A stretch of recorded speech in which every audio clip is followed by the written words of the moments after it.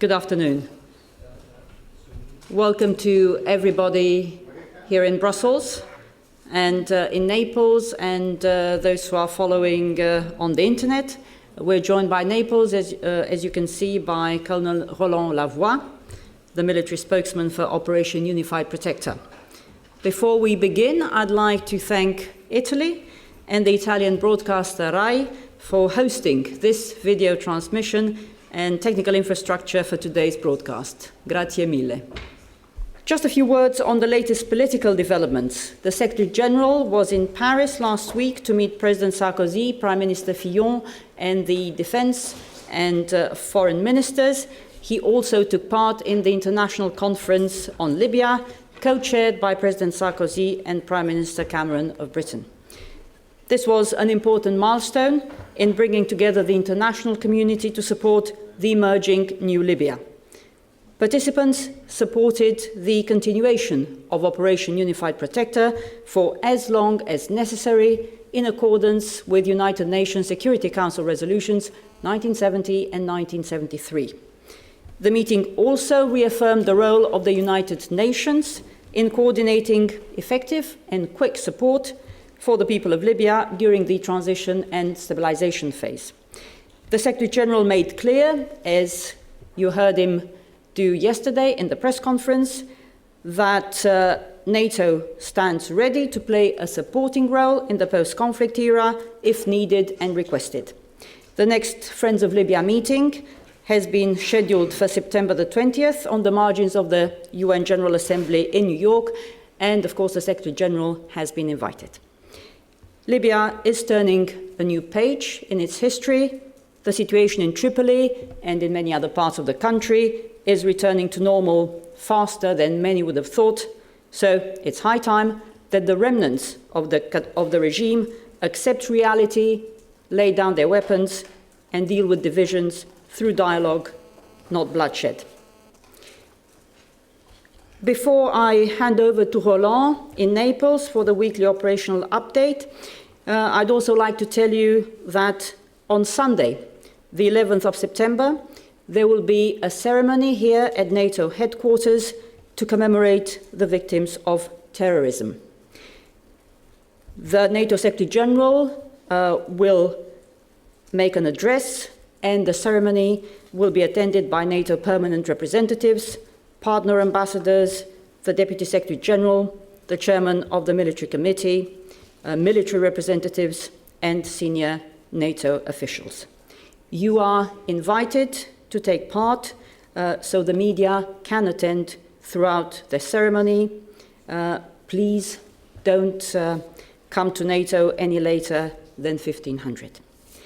And with that, I hand over to Roland for the weekly operational update. Roland. Thank you, Oana, and welcome to those who are joining us in Naples, here in Brussels, and via the internet. Since our last update, the overall situation in Libya has continued to improve in multiple areas. Indeed, a significantly improved security situation is gradually allowing Libyans to start rebuilding their country. Humanitarian aid is coming in by sea, by land, by air, and now through the Mitiga International Airport in Tripoli. Commercial activity is increasing. Basic utilities are being fixed or reintroduced. Guns are being removed from the streets of liberated cities, and diplomatic relations and missions in Tripoli are resuming. Of note, a very good news yesterday was that water had been restored to most areas of Tripoli. While many cities and smaller communities enjoy relative security, pro-Gaddafi forces are still present in varying degrees in the areas of Bani Walid, Sirte, near the Al-Jufra oasis and surrounding communities, and the region of Sheba. Of course, Gaddafi forces cannot reverse the momentum. Their capabilities are degraded, mercenaries are fleeing, and many former regime leaders and military commanders are abandoning their followers. Yet, Gaddafi is still issuing threats, calling for acts of aggression, and commanding remaining military assets in a senseless attempt to maintain control over populated areas. I would like to say a few words on the news reports mentioning the movements of vehicles towards Niger and other neighboring countries of Libya. NATO continuously receives reports from various sources regarding weapons, vehicles, and even convoys of vehicles moving throughout Libya. We do not discuss the intelligence and surveillance information we collect, but we do publicly announce actions we take when we act on threats to the civilian population.